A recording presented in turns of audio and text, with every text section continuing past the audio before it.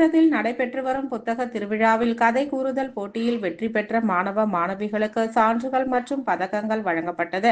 காஞ்சிபுரம் மாவட்ட ஆட்சியர் அலுவலக வளாகத்தில் உள்ள மைதானத்தில் புத்தக திருவிழா மாவட்ட ஆட்சியர் கலைச்செல்வி மோகன் தலைமையில் நடைபெற்று வருகிறது. இதில் அனுதினமும் பல்வேறு போட்டிகள், கலை நிகழ்ச்சிகள் நடைபெற்று வருகிறது.